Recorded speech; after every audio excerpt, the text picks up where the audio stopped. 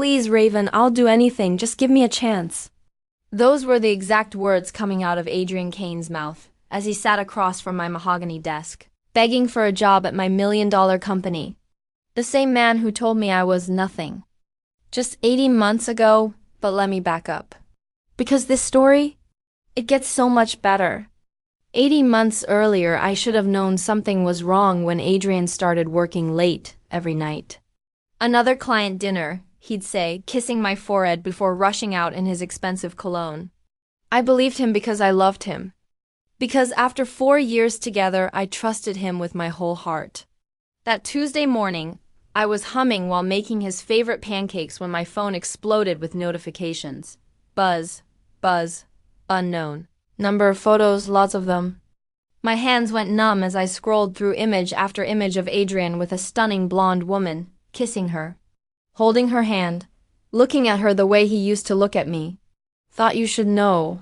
He's been seeing me for 6 months. Where? Moving in together next week. Sorry, Jessica Chun, LA. 6 months.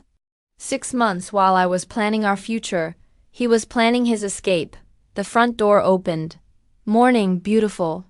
Those pancakes smell incredible, Adrian called out, acting like his whole double life wasn't sitting in my trembling hands. I turned around slowly, phone clutched against my chest. Who's Jessica Chun? The color drained from his face so fast I thought he might faint. Raven, I can explain. 6 months, Adrian? 6 months you've been lying to my face?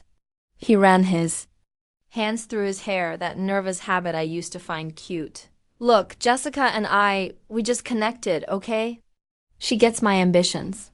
She's got her own marketing firm in LA. She's successful. And I'm not? The words came out like a whisper, but they hit the air like a scream. Come on, Raven, be realistic here. What have you actually accomplished? Jessica's building an empire. She's going places. Each word felt like a physical blow. So this is my fault? Because I'm not successful enough for you? I never said it was your fault. But you have to admit we want different things. Jessica offered me a partnership in her company. Real opportunity, not like the dead-end stuff around here. What about us? What about everything we built together? Adrian actually laughed. A cold, cruel sound I'd never heard from him before. Built? Together? Raven, you work part-time at Being There coffee shop. I pay for this apartment. I pay for the car. I pay for the groceries you're using to make me breakfast right now. The pancakes were burning on the stove, but I couldn't move, couldn't breathe. You want the truth? Here it is. You'll never win without me, Raven. You need me for everything. But I don't need you anymore. He grabbed his suitcase from the closet, a suitcase I hadn't even noticed him packing. I'm catching a flight to LA in 2 hours. Jessica's picking me up from the airport. Adrian, please, we can work this out. No, we can't. Because you're not enough for me anymore. You're sweet, but you single quotes re-dominated. Jessica has drive, ambition, a future. He stopped at the door and looked back at me one last time. You'll never make it on your own, Raven. Without me, you're nothing. And then he was gone. I stood in my kitchen, surrounded by the smell of burning pancakes and broken dreams, and for the first time in 4 years, I was completely alone. 2 weeks later, honey, you need to eat something, anything. My sister Maya sat on my couch, holding a bowl of soup that had gone cold an hour ago. I hadn't left my apartment since Adrian walked out. Hadn't answered my phone. Hadn't done anything except replay his words over and over like a broken record. You'll never win without me. Without me, you're nothing. You're limited. Maybe he was right. Maybe I really was nothing special. Just a part-time coffee shop worker who couldn't even keep her boyfriend interested. Raven, talk to me, please. I looked at Maya through my unwashed hair. What if he's right? What if I really am nothing without him? Don't you dare say that. Adrian Kane is a selfish, lying piece of garbage who never deserved you. But look at me, Maya. I'm 29 years old and my biggest accomplishment is making the perfect latte. Jessica has her own company. She's everything I'm not. That's not true and you know it. But it felt true. It felt like Adrian had looked right through me and seen all my failures, all my mediocrity, all the ways I'd never be enough. I can't even afford this place without him, I whispered, looking around the apartment that suddenly felt like a museum of my inadequacy. Maya grabbed my hands. Listen to me, you are brilliant. You are creative, you are strong. Adrian was too insecure to handle how amazing you are. Then why did he leave me for someone else? Because he's an idiot who's going to regret this for the rest of his life. That night, after Maya finally went home, I sat on my bathroom floor crying until I had no tears left. And then something shifted inside me. Maybe Adrian was right that I'd never win, but maybe it was time to find out for sure. 1 month later, oh Raven, you poor thing. Mrs. Chun from the corner market looked at me with such pity I almost felt bad about what I was doing. I stood in line wearing my oldest clothes, carefully counting out exact change for a loaf of day-old bread and some marked-down pasta. I heard about Adrian leaving for that job in California, she whispered, like the whole neighborhood hadn't already gossiped about my public humiliation. I let my voice crack at exactly the right moment. I thought we were happy. I thought he loved me. Men like that, they only think about themselves. You're better off without him. I nodded sadly, clutching my single grocery bag like it contained everything I owned in the world. I just don't know how I'm going to make it on my own. He was right, you know. I am nothing without him. Mrs. Chun's face crumpled with sympathy. Don't say that, dear. You'll find your way. You're stronger than you think. I shuffled out of the store, shoulders hunched, looking every inch the broken woman everyone expected me to be. The moment I got home, everything changed. I dropped. The defeated act stood up straight and powered on my laptop. Because while everyone in my neighborhood thought I was falling apart, I was actually building something incredible.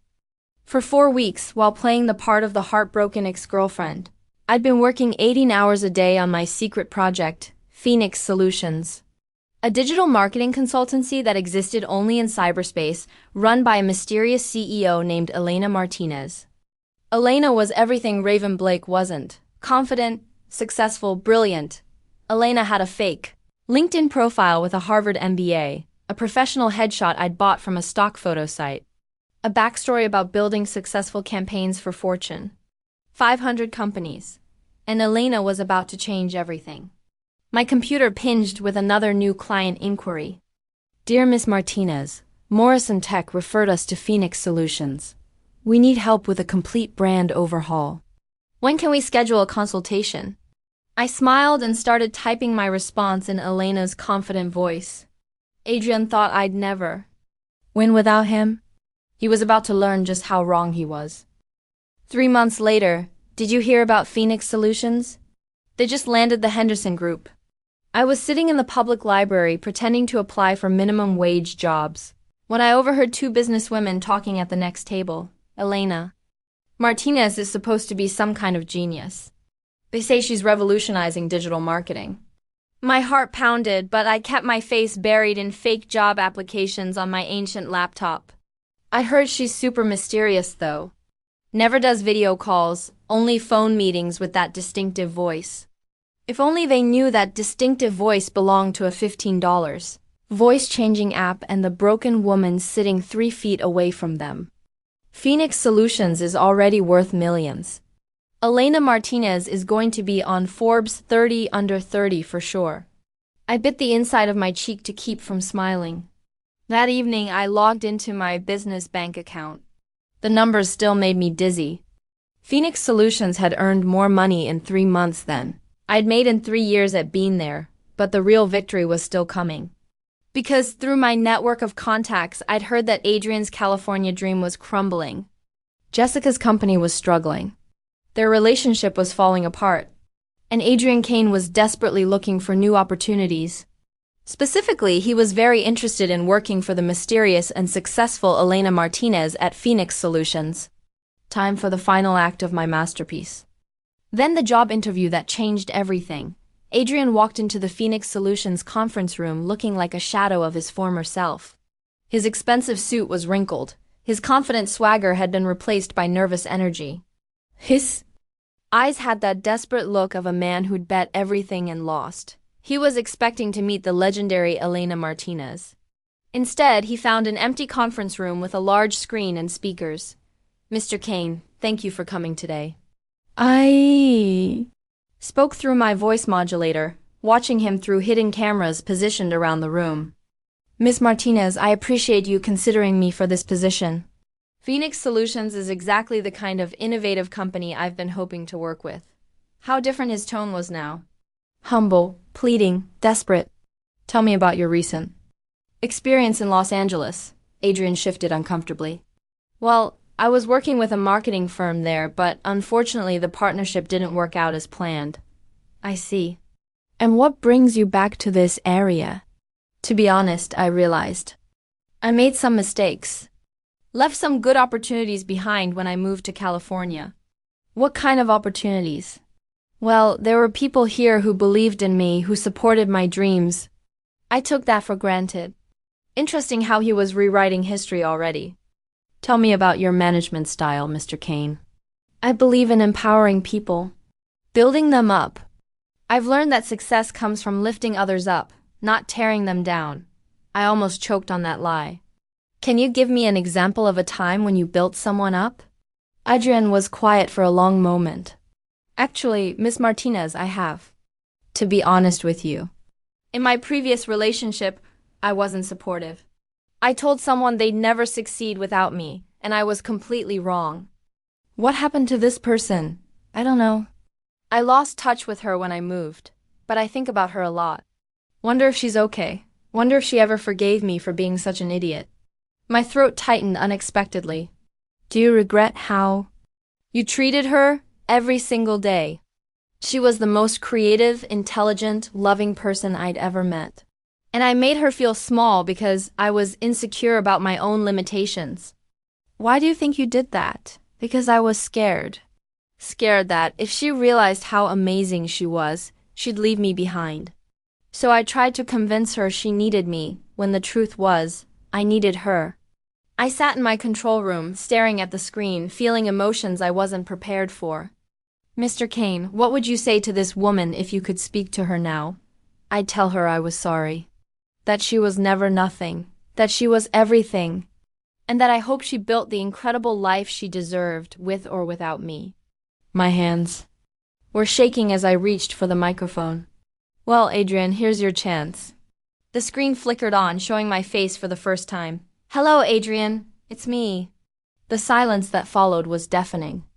Adrian's face went through every emotion possible. Shock, disbelief, recognition, shame, and something else I couldn't quite identify. Raven? But how is this? You're Elena Martinez. I walked into the conference room wearing my best power suit and the confidence I'd built over 8 months of secret success. Surprise, this is impossible. Elena Martinez runs Phoenix Solutions. She's worth $12 million as of last quarter, yes. Adrian's legs gave out and he collapsed back into his chair. But you were broken. You were struggling. The whole neighborhood said you couldn't even buy groceries. The whole neighborhood saw exactly what I wanted them to see. I sat down across from him, completely composed while he looked like his world was spinning off its axis. You've been pretending this whole time? Not pretending, building. While you thought I was crying over you in my pajamas, I was creating an empire. But how? 8 months ago, you were working at a coffee shop. 8 months ago, you told me I'd never win without you. I decided to test that theory. Adrian stared at me like I was speaking a foreign language. The woman you left behind? The one you called nothing? She built this company from her laptop while eating day-old bread and letting everyone think she was pathetic. Raven, I don't know what to say. You don't have to say anything, Adrian. But you did come here looking for a job. I opened the folder in front of me and pulled out his resume. Your qualifications are decent. Your references from Los Angeles are adequate. Your experience level matches what we're looking for in an entry-level marketing associate. Entry-level? Did you expect something else? You're applying to work for Elena Martinez, remember? The most successful marketing CEO in the region? Adrian's face flushed. Right, of course. The position pays $35,000 a year. No benefits for the first 6 months. You'd be working under close supervision, mainly handling social media accounts for our smaller clients. I watched him process this information. The man who used to make fun of my little coffee shop job was being offered a position that paid less than what he used to spend on clothes. "I'll take it," he said quietly, just like that. "Raven, Elena, I need this job. And more than that, I need to prove that I've changed. This isn't about proving anything to me, Adrian. This is about business. I understand. Do you? Because if I hire you, you'll be taking orders from me. The woman you said would never amount to anything." Adrian looked down at his hands. "I was wrong. About everything." "Yes, you were. The question is, can you handle working for someone you once considered beneath you?"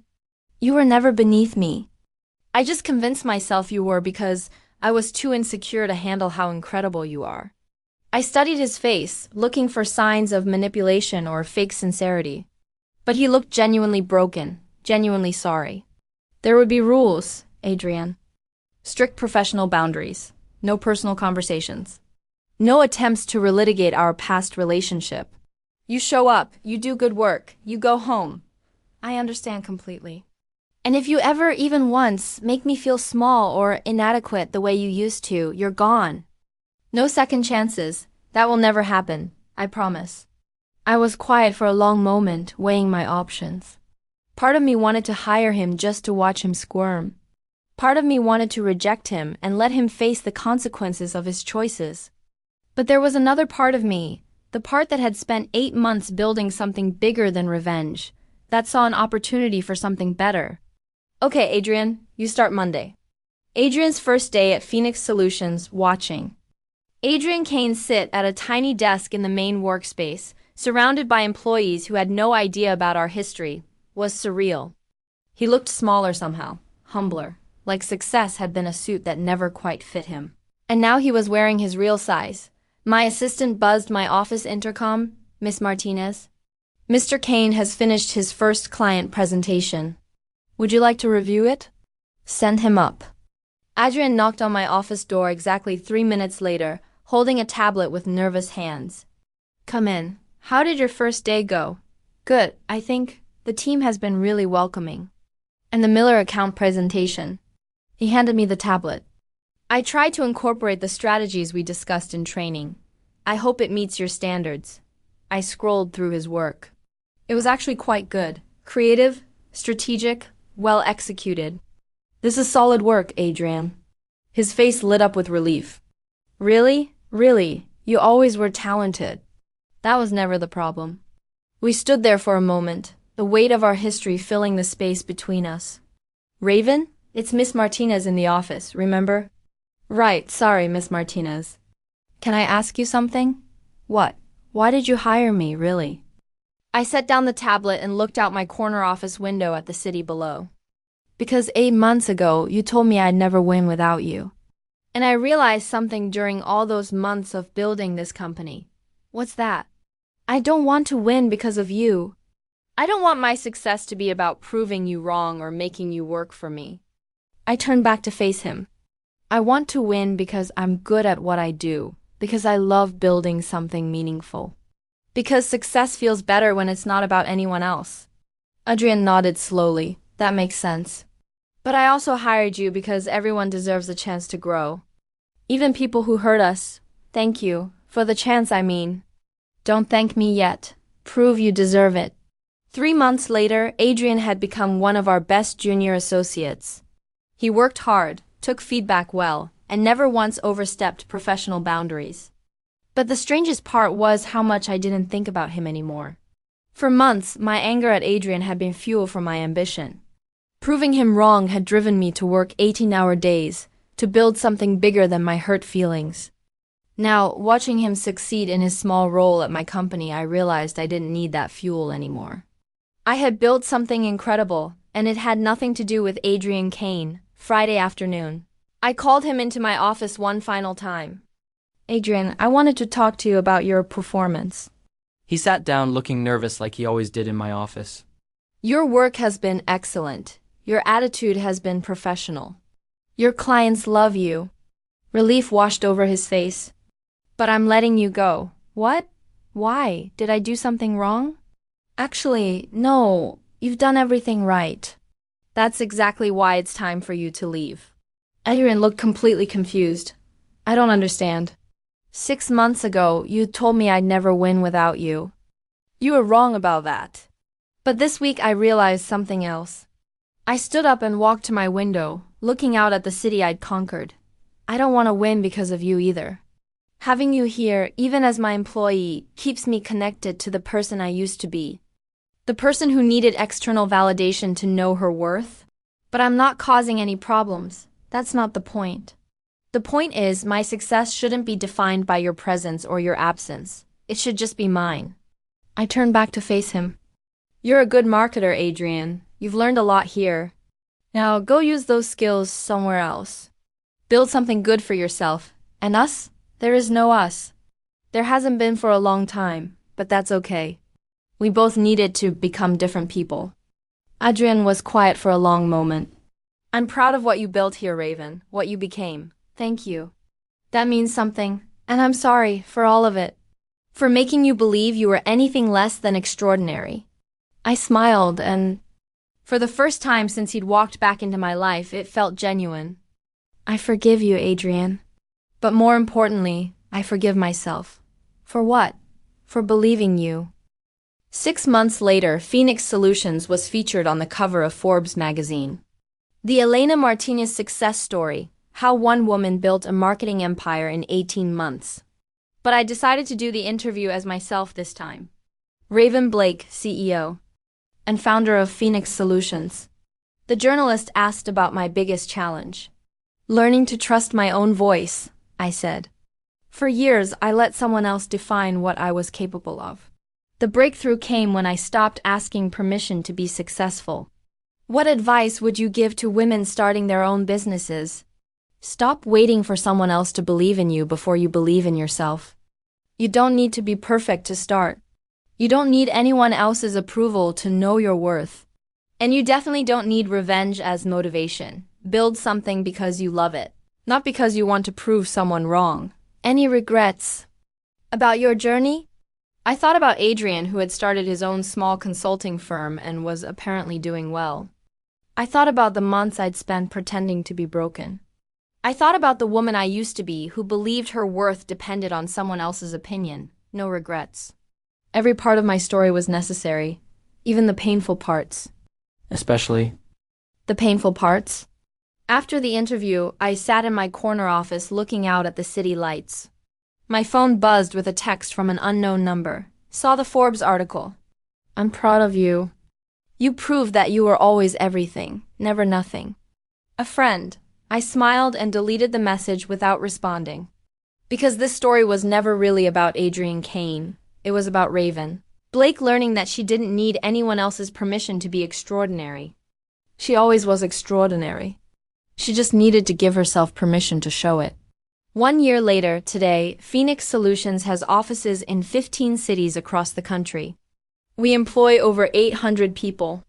Harvard Business School uses my company as a case study in their entrepreneurship program. But my favorite moment wasn't any award or recognition. It was last month when a young woman approached me after a speaking event. Miss Blake, she said, her voice shaking slightly. I'm in a relationship where someone keeps telling me I'll never amount to anything without them. How did you find the courage to prove them wrong? I looked at this brave young woman and saw myself from 2 years ago. You don't prove them wrong, I told her gently. You prove yourself right. There's a big difference. But what if they're right? What if I really can't make it alone? Then you'll fail beautifully and learn something incredible in the process. But I don't think you'll fail. I think you'll surprise everyone, especially yourself, with what you can accomplish. She smiled through her tears. How do you know? Because you're here asking the question. Because you're brave enough to imagine a different life.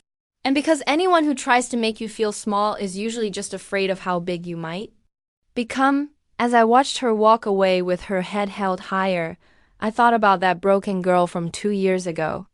The one who believed she was nothing without Adrian Kane. She had no idea she was everything. She always had been. She just needed someone to believe in her. And sometimes that someone has to be yourself.